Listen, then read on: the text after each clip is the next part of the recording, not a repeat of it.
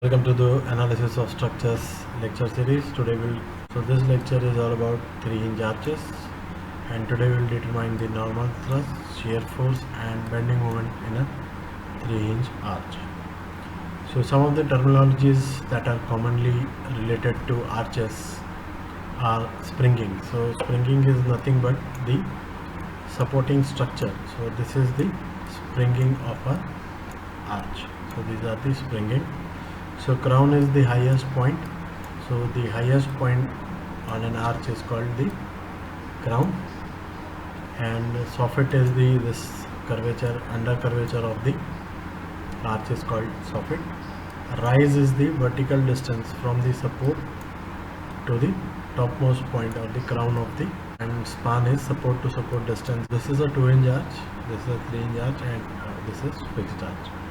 So difference between 2-hinge and 3-hinge arch.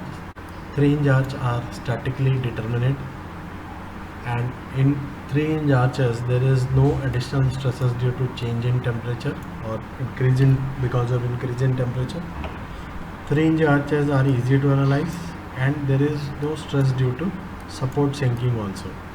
So in this lecture we are discussing 3-hinge arch, and it is a determinate structure and no additional stresses are induced due to temperature variation and support sinking, and moreover it is easy to analyze also. Before we take up this numerical, we will quickly see a video by Mr. Structures available in YouTube, and you will appreciate the explanation using animation. The loads applied to a beam cause stress in the member. For convenience, we often represent the state of internal stress in beams using shear force and bending moment. For beams with a relatively long span, bending moment could become excessively large, requiring the use of even a deeper cross-section. In such a situation, it may be desirable to curve the beam, forming an arch. This configuration results in a significant reduction in bending moment, but at the expense of putting the member in compression. We can classify arches based on their boundary conditions. An arch could be fixed at both ends with no hinges present. We can have an arch with a hinge at its crown. And there are 2-hinged and 3-hinged arches.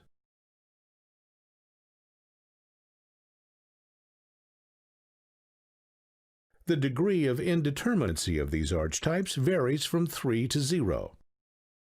The 3-hinged arch is considered a statically determinate system. Here we are going to focus on the analysis of a 3-hinged arch.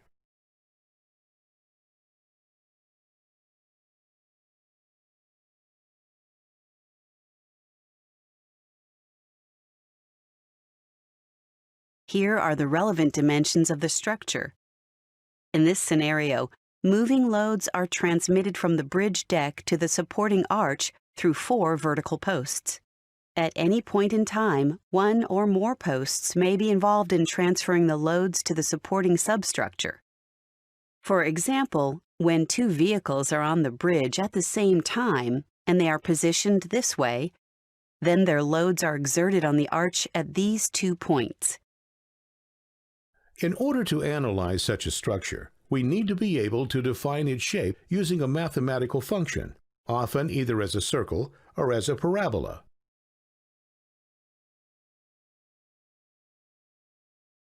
Let's refer to the height of the arch as h, and use L to label the horizontal distance between the 2 supports. Suppose we wish to describe the shape of our arch using a parabolic function. We start with a general quadratic equation like this. Our task is to determine the coefficients a, b, and c in terms of h and L. We know that the arch has a height of 0 at the left support, so we can write. This gives us c equals 0. We also know that when x is L over 2, the height of the arch is h, so we can write. Further, at the right end of the arch, where x equals L, our function should evaluate to 0. Using these 2 equations, we can solve for coefficients a and b. So the shape of our arch can be described using this parabolic function. Suppose our arch has a height of 10 meters and spans 50 meters. We wish to analyze it under a concentrated load of 120 kilonewtons placed at its crown. Knowing H and L, we can rewrite Fx like this. Since the arch rests on a pin at either side, we end up with a horizontal force and a vertical force at each end. In this case, the two vertical reactions can be easily determined by using the equilibrium equations.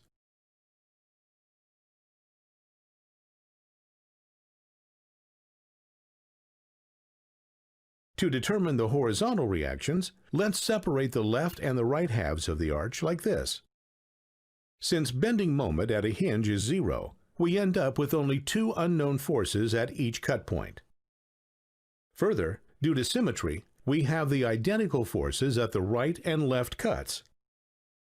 Now we can easily determine Ax using the left half of the arch. Summing the moments about the cut point, we get. We can determine Bx in a similar manner. Now that we have all the support reactions, let's put the arch back together. Suppose we are asked to determine the internal forces in the arch, including axial force, shear force, and bending moment. To do so, we cut the arch at distance x from the origin. The free body diagram of the left segment of the arch looks like this. Note the horizontal and vertical distances from the origin to the cut point. We have labeled the horizontal distance x, so the vertical distance becomes f of x. This free body diagram involves three unknown forces, m, h, and r. We can determine m by writing the sum of the moments about the cut point. Here is the equation. Solving it for m gives. As the equation suggests, bending moment in the arch varies as a function of x in a nonlinear manner. Since some of the forces in the x direction must be 0, h must be 150 kilonewtons, and r must be 60 kilonewtons in order for the sum of the forces in the y direction to be 0. But note that h and r do not represent axial and shear forces in the member. Axial force must be in the tangential direction at x, and shear force must be in the radial direction, like this. If we refer to the angle that the tangent to the curve makes with the horizontal axis as theta, then we can express the tangent of the angle in terms of the derivative of f with respect to x. This means at a specific point on the arch, we can determine the tangent of the curve using this equation. Knowing the tangent of an angle, we can determine the angle itself. Then we can express n and v in terms of h, r, and angle theta like this. Since h is 150 and r is 60, our n and v equations can be written this way. So here are the equations for determining the internal forces in the arch. We'll move to this numerical bag again. So this is a 3-hinge parabolic arch is there. It is having hinge at crown. So this is the crown C. So it is having hinge at crown as well as springing. So support A and support B. So this is a 3-hinge arch. It carries a UDL of 30 kN per meter on the left hand half span.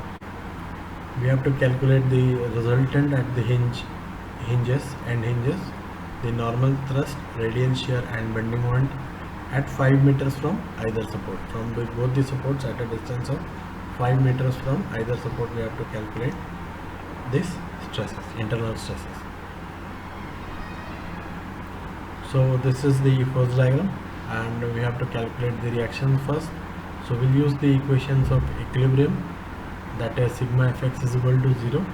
There are 5 forces, 1, 2, 3, 4 and 5. Of the 5 forces, only 2 are horizontal. So in this equation we'll get components, we'll get these two components only. So we get equation as HA is equal to HB, which means that these forces are equal and opposite, equal in magnitude but opposite in direction. Then we'll consider the next equation, that is sigma Fy is equal to 0, in which we'll consider this vertical forces VA, that is upward, VB again, that is upward, and the UDL, that is acting downward. So we'll get the equation as VA plus VB is equal to, so this is an intensity of load 30 kilonewton per meter. It is acting at a span of 6 meters, half of this 12, so this span is 6 meters. So the total load will be 30 into 6, 180. Now last equation of equilibrium, and which is our favorite and most powerful equation, that is moment about A is equal to 0. So whenever we take moment about A, the forces passing through point A like HA, VA, and if we extend this force, we'll see that it also passes through point A. So these three forces are not going to give any moment about point A. So we are left with forces VB and this UDL. So what is the moment of force VB about point A? It will be VB into 12. So what is the nature? It has tendency to rotate anti-clockwise, whereas this UDL is on the right hand side and it will rotate clockwise about point A. So what is the intensity? 30. It is acting at a length of 6 meters. So total load will be 30 into 6, and the load will act from the midpoint. So movement will be this distance. So 6 by 2, that is 3. So we can write it as 30 into 6 into 3. So we solve this, we will get the value VB as 45. Then we substitute VB value in this equation, we get the value of VA as 135. So we have used all the three equations, still we cannot calculate the value of H. So this is what we mean by 1 degree indeterminate, statically indeterminate structure. We have used all the three equations of equilibriums, but still we cannot calculate the values of reaction. But luckily in case of 3 hinge arch, we have an additional equation in the form of internal hinge at joint C. So 3 hinge arch is a determinate structure, and we will use the concept that about internal hinge bending moment is 0. So this is an additional equation which will help to find the redundant reaction HA or HB. So what we do, consider the structure, and we see that on the right hand side of the arch there are 2 reactive forces, whereas on the left hand side of the arch there are 3 forces, UDL plus 2 reactive forces. So these are the reactions at the hinge, which is equal and opposite. So what we do, we decide that we will use this equation, that is bending moment at internal hinge is equal to 0, and we should consider the right hand portion, right hand section, equilibrium of the right hand side. So what we find, when we take moment about internal hinge, these 2 forces are not going to give any bending moment. So we are left with 2 forces VB and HB. So what is the distance between the force VB and point C? So this distance is going to be 6. So point C, distance between point C and B is 6, whereas perpendicular distance between horizontal force HB and this will be 1.5. So we get this equation, and mind you that we are using the sign convention as sagging positive. So whenever we are using bending moment, we should consider sagging hogging, and whenever we are taking moment about any point, we should take anti-clockwise and clockwise. So solving this, we will get the value as HB is equal to 180 kN. So now all the reactions are calculated. So we know that HA is equal to 180 and VA is equal to 135, and resultant R is equal to under root fx square plus fy square. Fx is equal to 180, so fx square is 32400, and fy will get the value R as 225. Now whenever we designate a resultant, we designate it with force and we designate it with the angle theta also, magnitude as well as direction. So for theta, what we will do, we'll take tan theta is equal to sigma fy by sigma fx. Fy is 135, fx is 180. When we solve, we will get theta value as 36.86 degrees. So likewise, when we move to support B, we have a different set of values here. VB is 45, whereas HB is still 180. So we will put the value here. r is equal to under root of fx square plus fy square. So when we solve, we will get the value of magnitude r is equal to 185.3 kilonewton. And for angle, what we do, tan theta is equal to sigma fy by sigma fx, that is 180 by 45. When we solve, we get theta is equal to 76 degree. So for parabolic arch, we have already seen in the video by the Mr. Structure that arch equation is governed by y is equal to 4rx into L minus x by L square. So this is the general equation for parabola, right? So here what is r? R is nothing but rise. R is nothing but rise. It is the distance from crown to support and the vertical distance from support to the crown. So this value is 1.5. What is the value of span? Span is L. So L is equal to span 12 meters. And now we are left with one term x. So this is a parabolic arch, and in every point is governed by the x and y value. So corresponding to this x value, there will be another set of value y2. So how will we get it? Simply in this equation we will put the value of x. For that particular value of x, we will get the value of y. So x is the distance measured from the support.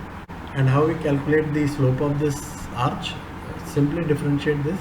Y is equal to 4rx lx upon L square. So differentiate it, dy by dx. So 4r upon L square is a constant, it will come out. So the differentiation we have to do is Lx minus x square. We simply multiplied this x with L minus x. So we will get this. When we differentiate Lx minus x square, we get L minus 2x multiplied by 4r upon L square. So from this we will get the value of theta, and from this we will substitute the section, and it has to be measured from the support, and corresponding value of y we will get from this equation. Now here in this case we have to find the first thing we have to find as horizontal thrust H. So horizontal thrust H is nothing but a horizontal reaction HA/HB. So here in this case HA is equal to HB is equal to 180. So it is already calculated. Now we have to calculate normal thrust and radial shear at a distance 5 from the either support. So our value for x is 5. So in this equation, y is equal to 4rx L minus x upon L square. We will put the value of x as 5, r will be 1.5 and L is 12. So when we solve, we will get the value of y. So actually what is this y? Suppose this distance is 5. So this x is equal to 5. So this y value will be, this distance will be 1.46. So this is the value of x and y. Now we want theta value also. So tan theta is equal to 4r by L square into L minus x. So x is 5, r is 1.5. When we substitute, we get a value 4.76.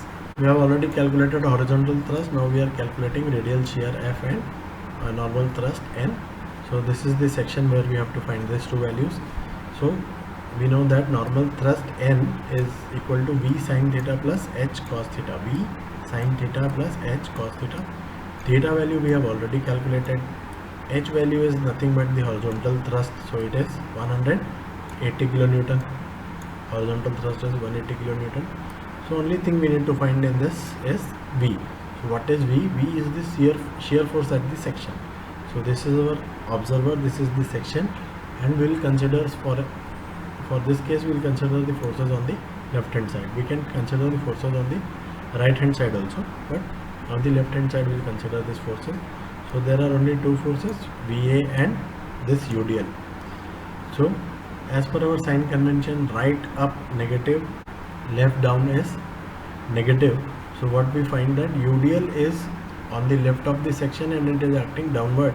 So what we have done, we have taken it as negative, whereas VA it is going upward, so we have taken it as positive. So when we solve this, we get the value V is equal to minus 15. Simply we will put this value here, H value we will put here, and theta is known to us.